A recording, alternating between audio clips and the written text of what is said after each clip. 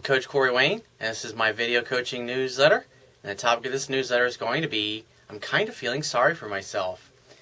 Got an email here from a viewer, and he says, hey Corey, he says, man, it seems like the harder I try, the more I am hurting my self-esteem. I've never had a give-up attitude about things in life. Well, good. Why should you even start thinking about giving up on anything? Because here's the deal with quitting. When you quit, you give up, that's it. The game's over. But as long as you continue to move forward, as long as you continue to try, as long as you have the attitude that professional athletes have, which is, I'm just trying to get a little bit better each day. If you have that attitude and you work every single day, I'll give you an example. I don't know if you've ever heard, and if you haven't, you should Google this.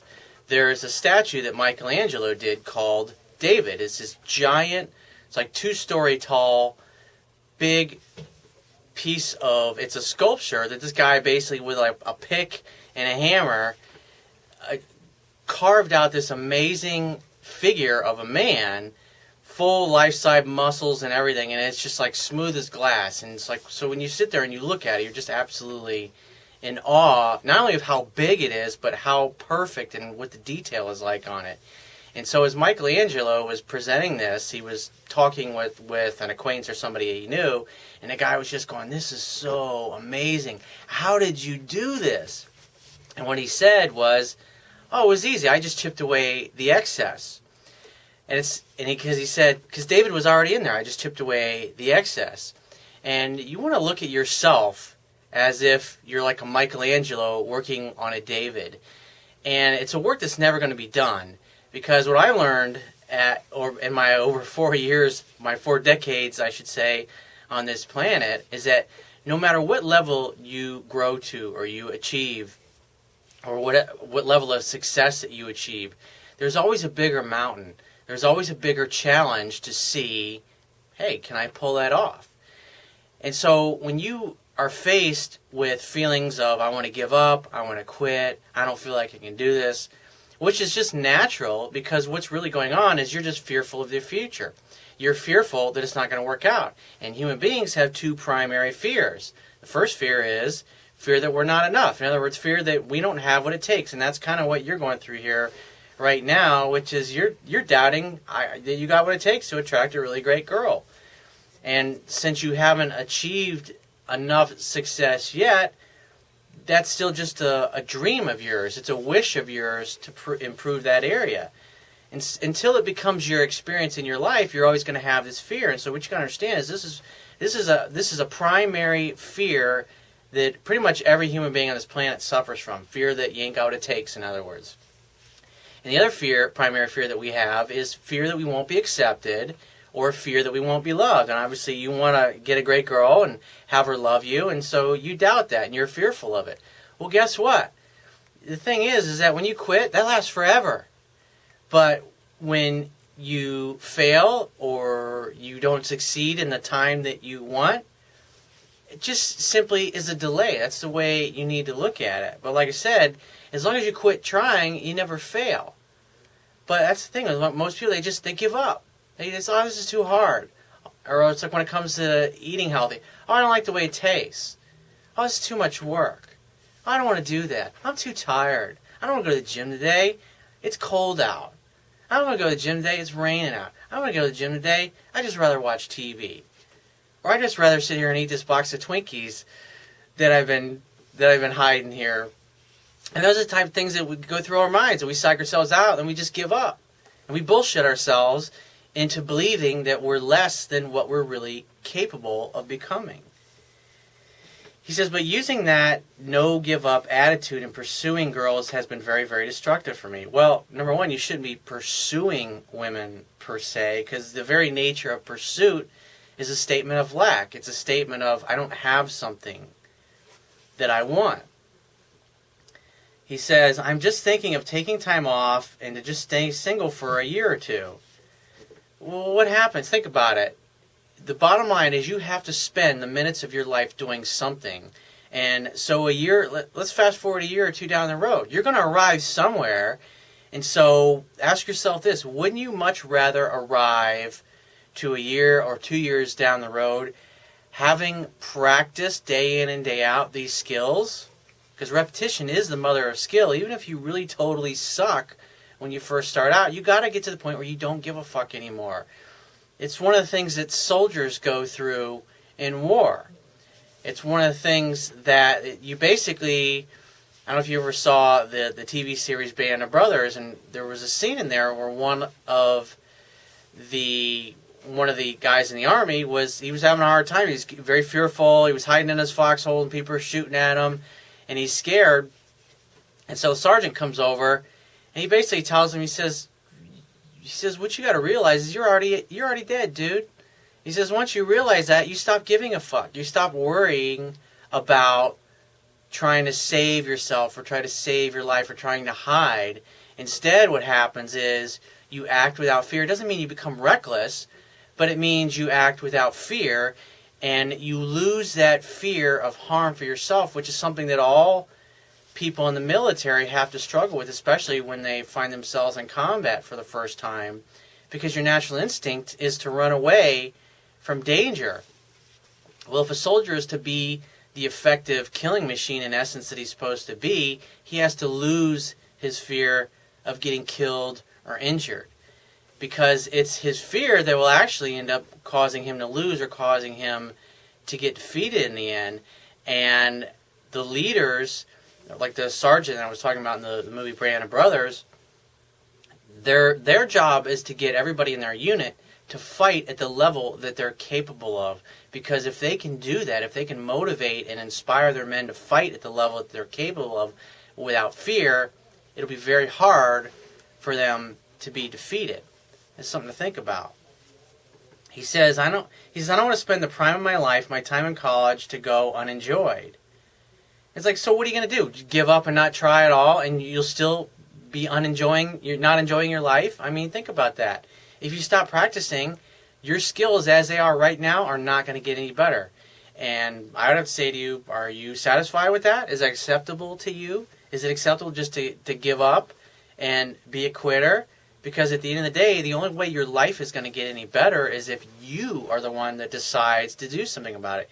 You must participate in your own rescue. I can't do it for you. Your best friend can't do it for you. Your buddies, your fraternity brothers can't do it for you. You have to do this work on yourself if you want to get better. But it makes no sense to sit around. What are you going to do? Sit around for a year or two and just watch life pass you by and then complain about it because you're not doing anything to take action to help yourself?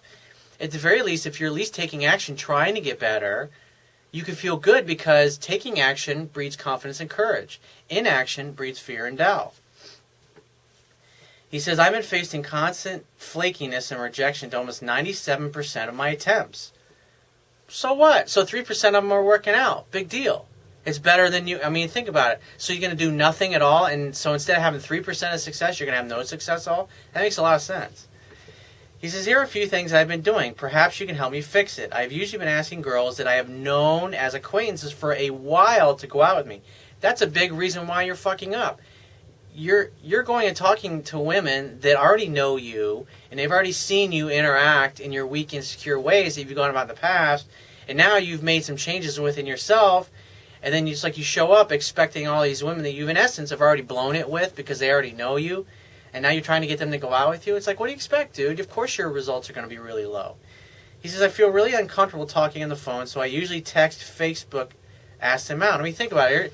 Some dude you haven't heard from in God knows how long is texting out of the blue, hey, let's go out. What do you expect you're going to get?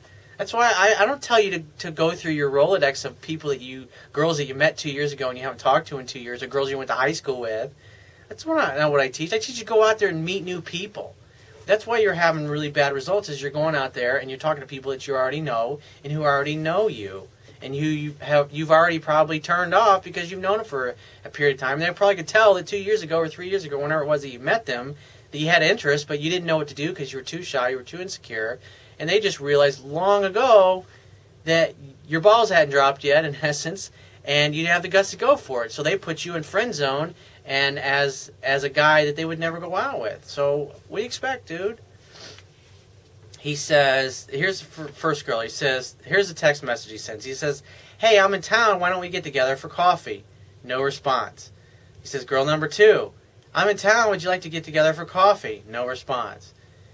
He says, here's a third girl. He says, hey, I'm back studying in the library. Let's meet up. And her response was, that's awesome. I'm coming there soon. And when I do, I'll definitely hit you up. Cool. He says, girl number 4. He says, and he contacted her on Facebook. He says, I misplaced your number, so unless you text me, I won't be able to see your pretty face when I'm in town next week. Her response, I'll text you, and she never did. Well, it just means she had low interest. Again, these are all girls that you know. It's like, why are you going through everybody you know? Go meet somebody new. Girls that don't know you, and you haven't had a chance to turn them off yet or cause them to perceive you as being weak. He says, girl number 5, again, another person from Facebook. He says, let's grab coffee this week. I haven't seen anyone from school in ages. And she says, I'd love to catch up. I really haven't seen anyone either. And he says, text me. And then he gives her phone number. No response. It's kind of creepy because you don't have the guts to talk to him face to face. And so you're going on Facebook sending friend requests one after another. It's the same kind of thing that happens when you start sending tons of emails to girls on Match.com or one of these other sites. It's always better, especially like with online dating, when women reach out to you, because if they reach out to you, there's a good chance that they're interested. He says, after a week, I sent her another message. Did you text me?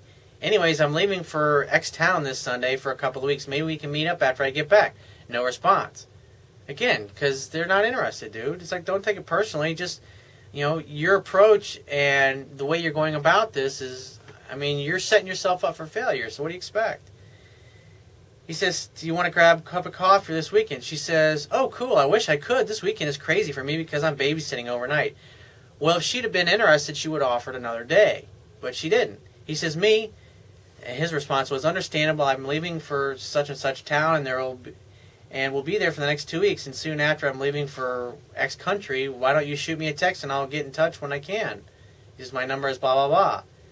He says, no response or text from her. Girl number 7, hey, I'm coming home tonight. Let's grab coffee at 8. No response. How would you feel if you get a text out of the blue like that from somebody? It's like, come on, dude, it'd creep you out. He says, girl number 8, another person on Facebook. He says, me, I'm coming home tonight, baby. Are you going to be around 8? She says, no, LOL, I'm coming home till tomorrow. He says, well, then pick a date and I'll call the time. Her, all right, probably not till next weekend. This week is going to be crazy. He says, well, if you don't know your schedule, let's just do it some other time. Her, and she says, K. And then girl number 9, he says, whatever happened to our coffee date? And she says, I'm the worst person ever to make plans with. Last time I was in next town, and I thought, blah, blah, blah. She's this long explanation, like, holy shit. And a buddy of mine once said to me, he says, the longer the excuse, the bigger the lie. And this is the longest one yet. So, and then he responds, and then she's just stopped responding to him. So he says, facing rejection from 8 girls, only one agreeing to meet up for the last 7 days has hit me like a punch in the face of groin. I was like, quite frankly, dude, 1 out of 7 when you've gone the creepy Facebook route trying to meet up with girls you haven't seen in a while. That's pretty good odds the way I look at it. And see, the thing is, you can't take rejection personally. It's going to happen. At the end of the day, you should always assume that all women want you and all women like you, even though most of the time it's not going to be the case. And you should act accordingly from that place. But you can't take it personally, dude. It is the way it is, dude. Rejection is just going to be a way of life. Most women I meet and I like, they're not gonna feel the same way, and they don't. And I don't care about that. And like in your case, all you need is one good girl. That's it, just fucking one. And all you have to do is keep asking. As it says, if you keep on knocking, eventually somebody's gonna open the door. That's why you just gotta keep doing it, keep practicing, keep trying to get better, and you'll start to see, as you get better, the stuff will get easier and you'll feel better about yourself. So it's like you're beating yourself up here, but the bottom line is you are practicing. So that's what I would do if I were you. I'd get your ass out there and start practicing so you can meet somebody new. So if you want to book a phone coaching session with me, that's the quickest way to get a hold of me. Go to my website, click the products tab, which will be at the top of your screen, and just follow the instructions.